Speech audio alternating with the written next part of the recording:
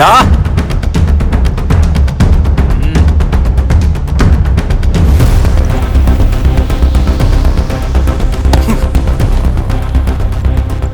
എടാ ശ്രാവണേ, മേഘയുടെ പുറകെയുള്ള നിന്റെ കറക്കമൊക്കെ ഇന്നത്തോടു കൂടെ നിർത്തിക്കോ. അവൾ എനിക്കുള്ളതാടാ.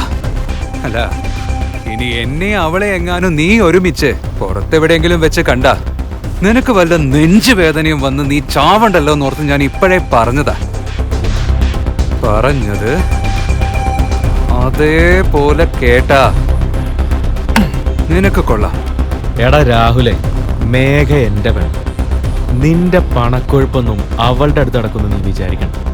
നീ കാശെറിഞ്ഞ് ഇവിടെയുള്ള എല്ലാ പെമ്പിള്ളേരും വളയ്ക്കുന്ന പോലെ എന്റെ പെണ്ണിനെ വളയ്ക്കാന്നുണ്ടല്ലോ, നീ വിചാരിക്കണ്ട. മേഘയെ ഞാൻ വളച്ചിരിക്കും. ഒരു മാസം മതിയടാ എനിക്ക് അവളെ വളയ്ക്കാൻ. ഇതെന്റെ ബെറ്റാടാ. നീ ആണാണെങ്കിൽ നമ്മൾ തമ്മിലുള്ള ബെറ്റിന്റെ കാര്യം അവൾ അറിയരുത്. തല്ലടാ. എന്താ നീ ആണല്ലേ? മേഘ വെച്ച് ബെറ്റ് വെക്കേണ്ട ഗതികേടൊന്നും എനിക്കില്ല. പക്ഷെ നിന്റെ അഹങ്കാരം തീർക്കാൻ ഈ ബെറ്റിന് ഞാൻ സമ്മതിക്കുന്നു. ഒരു മാസത്തിനുള്ളിൽ ഞങ്ങൾ വന്നിരിക്കും. അന്ന് ഇതിനുള്ള മറുപടി ഞങ്ങൾ ഒന്നിച്ചു തരും. രാഹുൽ ആ പറഞ്ഞത് ശ്രാവണിന് ഒട്ടും സഹിക്കാൻ സാധിച്ചില്ല. അവനെ കൈ തരിച്ചു വരുന്നുണ്ടായിരുന്നു. ശ്രാവണിന്റെ മുഖഭാവം മാറുന്നത് രാഹുലിന്റെ സുഹൃത്തുക്കൾ ശ്രദ്ധിച്ചു. അവൻ ശ്രാവണിനെ കളിയാക്കാൻ തുടങ്ങി. ഈ അപമാനത്തിനൊരു അവസാനം ഉണ്ടാക്കണമെന്ന് അവൻ ഉറപ്പിച്ചു. മേഘ കോളേജിലെ തന്നെ സിയായ സ്റ്റുഡന്റ് ആണ്. അവളുടെ ശരീര വടിവ് എടുത്തു കാണിക്കുന്ന തരത്തിലുള്ള ഡ്രസ്സിംഗ് ആ കോളേജിലെ ഓരോ പയ്യന്മാരുടെയും ചോരയോട്ടം കൂട്ടുമായിരുന്നു. പക്ഷേ തന്റെ പിറകെ നടക്കുന്ന പണക്കാരായ പയ്യന്മാരെ ഒന്നും മൈൻഡ് ചെയ്യാതെ കോളേജിലെ തന്നെ ഏറ്റവും പാവപ്പെട്ട സ്റ്റുഡന്റായ ശ്രാവണിനെയാണ് മേഘ പ്രേമിച്ചത്. അവന്റെ വേഷം കണ്ടാൽ തന്നെ ആരും അവനെ തിരിഞ്ഞു നോക്കാറില്ല. കീറിപ്പറഞ്ഞ ഷർട്ടും പാന്റും അവന്റെ സ്ഥിരം വേഷം. കോളേജിൽ വരുന്നതോ ഒരു പൊട്ട സൈക്കിളിലും. പിന്നെന്തുകൊണ്ടാണ് മേഘ അവനെ ഇഷ്ടപ്പെട്ടത്? അതിനൊരു രഹസ്യ കാരണമുണ്ട്. എന്താണ് ആ രഹസ്യമെന്നറിയാൻ തുടർന്നും കാണുക. ആരാ വിളിച്ചേ? വേറാരാ? രാഹുൽ തന്നെ. എന്തിനാ? അവന്റെ വഴിയിൽ തടസ്സമായിട്ട് വരുന്ന എല്ലാവർക്കും ഇത് തന്നെയാ ഗതി. എന്നാലും പെൺകുട്ടികൾക്ക് അവനോട് തന്നെയാ ക്രേസ്. ഇന്ത്യയിലെ തന്നെ ഏറ്റവും വലിയ കോടീശ്വരന്മാരിൽ ഒരാളുടെ മകനായ രാഹുലും ഇതേ കോളേജിൽ ഇവർക്കൊപ്പമാണ് പഠിക്കുന്നത്. മേഘയെ രാഹുൽ നോട്ടമിട്ടിട്ട് കാലം കുറേയായി. പക്ഷേ അവൾക്കിഷ്ടം ശ്രാവണിനോടായിരുന്നു. രാഹുലിനെ അത് ദേഷ്യം പിടിപ്പിച്ചിരുന്നു. അവൻ പലതവണ വല വീശി നോക്കിയെങ്കിലും മേഘ അതിൽ വീണില്ല. കോളേജിലെ പലരും പലതവണ ശ്രാവണിനെ കോളേജിൽ നിന്നും പുറത്താക്കാൻ പ്ലാനുകൾ ഉണ്ടാക്കി. എന്നാൽ ശ്രാവൺ ഇതൊന്നും മൈൻഡ് ചെയ്യാതെ പഠിച്ചു. സ്ഥിരമായി പരീക്ഷകളിൽ മുന്നിലെത്തി. മേഘയും അവന്റെ ഒപ്പം തന്നെ നിന്നു.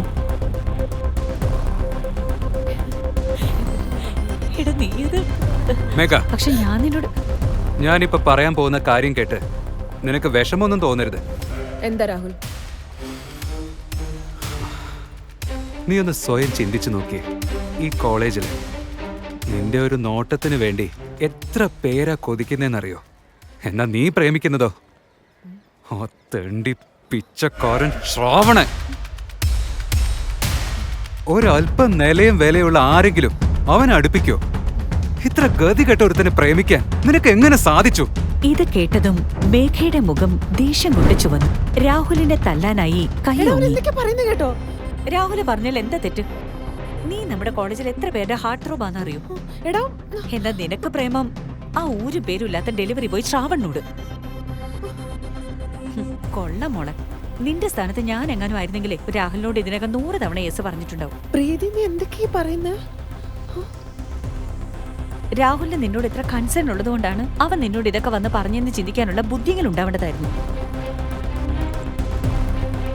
രാഹുൽ പറഞ്ഞത് തന്നെ പ്രീതിയും പറഞ്ഞപ്പോൾ മേഘ ഒന്ന് കൺഫ്യൂസ്ഡ് ആയി. അവൾ അറിയാതെ തന്നെ അവളുടെ മനസ്സിൽ എന്തൊക്കെയോ മാറ്റങ്ങൾ വന്നു തുടങ്ങി. സത്യത്തിൽ മേഘയ്ക്ക് പോലും ശ്രാവണിനോടുള്ളത് ആത്മാർത്ഥമായ പ്രണയമാണോ എന്ന കാര്യത്തിൽ ഒരു ഉറപ്പുമില്ലായിരുന്നു.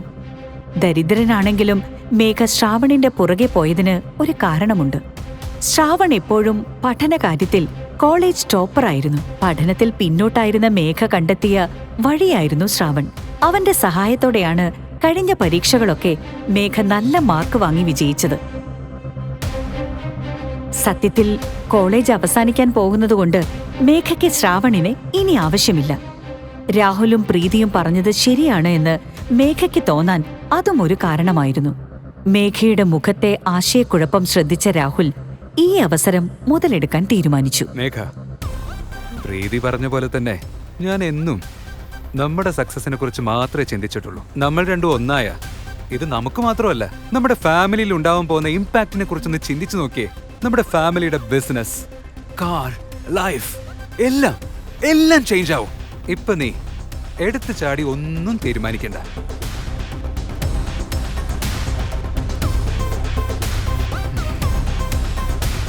നിനക്ക് വേണ്ടി എത്ര നാൾ വേണമെങ്കിലും കാത്തിരിക്കാൻ ഞാൻ തയ്യാറാണ് മേഘ.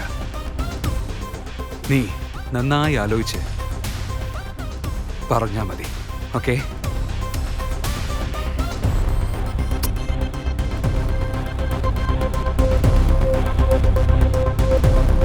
എന്നാൽ പാവം ശ്രാവൺ ഇതൊന്നും അറിയുന്നുണ്ടായിരുന്നില്ല. ഡെലിവറി ജോലികൾ ചെയ്ത് കിട്ടുന്ന പണം കൂട്ടിവെച്ച് മേഘയ്ക്ക് ബർത്ത്ഡേ ഗിഫ്റ്റ് വാങ്ങാനുള്ള ഓട്ടത്തിലായിരുന്നു അവൻ. അങ്ങനെ ഒടുവിൽ ആ ദിവസം എത്തി. നഗരത്തെ പൂർണ്ണമായി നനച്ചുകൊണ്ട് 2 ദിവസമായി മഴ പെയ്യുകയാണ്. മഴ ഒന്ന് തോർന്നപ്പോൾ അന്നത്തെ ദിവസം ജോലിക്ക് കയറാൻ അവൻ കുറച്ച് താമസിച്ചിരുന്നു. അവൻ വേഗത്തിൽ അകത്തേക്ക് കയറി. മെഡിക്കൽ ഷോപ്പ് ഓണർ ആദ്യമായിട്ടല്ല തന്നോട് ഇങ്ങനെ പെരുമാറുന്നത്. തനിക്ക് ജീവിക്കാൻ ഈ സ്ഥാപനത്തിലെ വരുമാനം മാത്രമേയുള്ളൂ എന്ന് അയാൾക്ക് നന്നായിട്ടറിയാം. പതിവ് പോലെ ഡെലിവറിക്ക് വേണ്ടിയുള്ള ഒരു കോൾ മാത്രമായിരിക്കും അതെന്നാണ് ശ്രാവൺ കരുതിയത്. എന്നാൽ ആ ഒരൊറ്റ കോൾ അവന്റെ ജീവിതം മാറ്റിമറിക്കാൻ പോകുന്ന ഒന്നായിരുന്നു എന്ന് അവൻ തിരിച്ചറിഞ്ഞപ്പോൾ കുറച്ച് വൈകിപ്പോയിരുന്നു.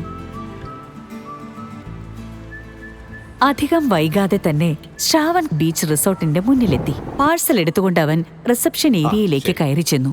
എന്തായിരുന്നു? ഞാൻ വീക്കർ മെഡിക്കൽ സ്റ്റോറിൽ നിന്നാണ്. ഒരു 114 കോട്ടേജിലേക്ക് ഒരു ഡോർ ഡെലിവറി ഉണ്ടായിരുന്നു. കോട്ടേജിൽ നിന്ന് വിളിച്ചു പറഞ്ഞിട്ടുണ്ടായിരുന്നു. പുറത്തേക്ക് ഇറങ്ങി നേരെ പോയി റൈറ്റ്, 4ാമത്തെ പറയും. റിസപ്ഷനിസ്റ്റ് പറഞ്ഞതുപോലെ അവൻ കോട്ടേജ് ലക്ഷ്യമാക്കി നടന്നു. ശ്രാവൺ ധരിച്ച വസ്ത്രം പലയിടങ്ങളിലായി നനഞ്ഞിരുന്നു. 114 നമ്പർ കോട്ടേജിന് മുന്നിലെത്തിയ ശേഷം അവൻ കോളിംഗ് ബെല്ലിൽ വിരലമർത്തി. സ്ലീവ്ലെസ് വേഷം മാത്രം ധരിച്ച അതീവ സുന്ദരിയായ ഒരു യുവതി. അവളുടെ ശരീരത്തിൽ നിന്നും തലയിൽ നിന്നും വെള്ളം ഇറ്റു വീണുകൊണ്ടിരിക്കുന്നു. ഡോറ് തുറന്നു. ശ്രാവൺ തലയുയർത്തി അവളുടെ മുഖത്തേക്ക് നോക്കി. ആ കാഴ്ച കണ്ട് ശ്രാവണിന് ഭൂമി തന്നെ 2ആയി പിളർന്നു പോകുന്നത് പോലെ തോന്നി. അവന്റെ ഉള്ളിൽ നിന്നും അറിയാതെ ആ വാക്കുകൾ പുറത്തേക്ക് വന്നു. അതെ, അത് മേഘയായിരുന്നു. ശ്രാവണിനെ അപ്രതീക്ഷിതമായി കണ്ട മേഘയും ഒരു നിമിഷം ഞെട്ടി. മേഘ, നീ എന്താ ഇവിടെ? നീ പ്രീതിയുടെ അടുത്ത് പോവാന്നല്ലേ പറഞ്ഞത്? ഇതാരും ഓർഡർ ചെയ്തതാ? പക്ഷേ മേഘ മറുപടി പറയുന്നതിന് മുന്നേ മേഘയുടെ പിന്നിൽ നിന്നും ഒരു ശബ്ദമെത്തി. ഡോറിന്റെ മുന്നിലേക്ക് എത്തിയപ്പോഴാണ് ശ്രാവൺ അവനെ കണ്ടത്. അത് രാഹുലായിരുന്നു. മേഘയുടെ ഒപ്പം രാഹുലിനെ കൂടി കണ്ടതും ശ്രാവൺ കൂടുതൽ തകർന്നു പോയി. ശ്രാവൺ,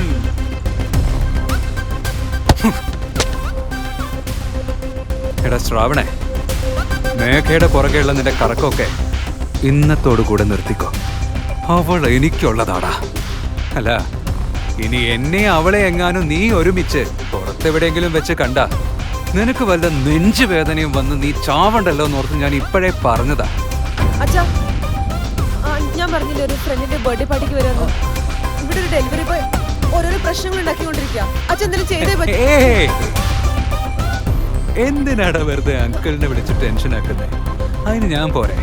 രാഹുൽ ശ്രാവണിനെ ദേഷ്യത്തോടെ പിടിച്ചു തള്ളി. ഒരു സ്റ്റെപ്പ് ശ്രാവൺ പിന്നിലേക്ക് പോയി. ഈ സമയം കാറുകളുടെ ഒരു പട തന്നെ ഹോട്ടൽ മുന്നിലേക്ക് വരിവരിയായി എത്തി. രാഹുൽ രണ്ടാമതും ശ്രാവണിനെ പിടിച്ചു തള്ളി. അപ്പോഴേക്കും പുറത്തു നിന്ന കാറുകളിൽ നിന്നും നഗരത്തിലെ പ്രധാന റൌഡികൾ നിരനിരയായി പുറത്തേക്കിറങ്ങി. അവരുടെ മുന്നിൽ അവരെയും നയിച്ചുകൊണ്ട് മേഘയുടെ അച്ഛനും. എന്താടാ? ഒരു മാസം മതിടാ എനിക്ക് അവളെ വളയ്ക്കാൻ. തല്ലടാ, എന്താ നീ ആണല്ലേ?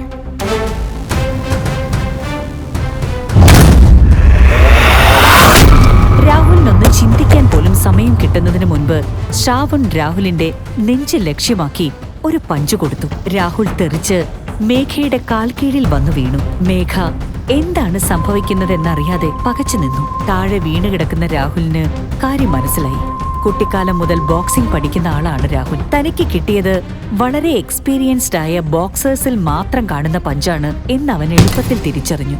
ഇത്രയും വർഷമായി ബോക്സിംഗ് പഠിക്കുന്ന തനിക്ക് പോലും ഇങ്ങനൊരു പഞ്ച് ചെയ്യാൻ സാധിക്കില്ല. അപ്പോൾ നല്ലൊരു ഭക്ഷണം വാങ്ങിച്ചു കഴിക്കാൻ പോലും നിവൃത്തിയില്ലാത്ത ശ്രാവൺ ഇതെങ്ങനെ ചെയ്തു എന്നതാണ് രാഹുലിനെ ഞെട്ടിച്ചത്. എന്നാൽ അപ്പോഴും ശ്രാവൺ ഒരു ഭാവവ്യത്യാസവും ഇല്ലാതെ നിൽക്കുകയായിരുന്നു. ഈ സമയമാണ് മേഘ ആ കാഴ്ച കാണുന്നത്. തന്റെ അച്ഛനതാ ഒരു വലിയ സംഘത്തോടൊപ്പം വരുന്നു. മേഘയുടെ അച്ഛൻ നിസാരക്കാരനായിരുന്നില്ല. ഈ നഗരം മുഴുവൻ അയാളുടെ കൈക്കുമ്പിളിലാണ്. അച്ഛാ, ഈ വൃത്തിയായിട്ടവനാ അച്ഛാ, ഇവനൊരു പ്രശ്നം ഉണ്ടാക്കുകയാണ്. കരണം പുകയ്ക്കുന്ന ഒരു അടിയാണ് മേഘയ്ക്ക് കിട്ടിയത്. അടി കിട്ടിയതും മേഘയുടെ കാഴ്ചകൾ ഒരു നിമിഷം മങ്ങാൻ തുടങ്ങി. മങ്ങിയ കാഴ്ചകൾ തെളിഞ്ഞു വന്നപ്പോൾ കണ്ട കാഴ്ച മേഘയെ ഞെട്ടിച്ചു. മേഘയുടെ അച്ഛൻ ശ്രാവണിന്റെ മുമ്പിൽ മുട്ടുകുത്തി നിൽക്കുകയാണ്. അയാളുടെ കണ്ണിൽ നിറയെ ഭയം. ആരാണ് ശ്രാവൺ? ഏറ്റവും വലിയ കോടീശ്വരന്മാരിൽ ഒരാളായ മേഘയുടെ അച്ഛൻ എന്തിനാണ് ശ്രാവണിനെ പോലൊരു ഡെലിവറി ബോയുടെ മുമ്പിൽ മകളുടെ ജീവന് വേണ്ടി അപേക്ഷിക്കുന്നത്? ശ്രാവൺ ശരിക്കും ദരിദ്രനാണോ അതോ ദരിദ്രനായി അഭിനയിക്കുകയായിരുന്നു? ശ്രാവൺ ദരിദ്രനായി അഭിനയിക്കുകയാണെങ്കിൽ അതെന്തിനു വേണ്ടിയായിരുന്നു? രാഹുലും മേഘയും ശ്രാവണിനോട് ചെയ്തതിനൊക്കെ ശ്രാവൺ എങ്ങനെയായിരിക്കും തിരിച്ചടി നൽകുക?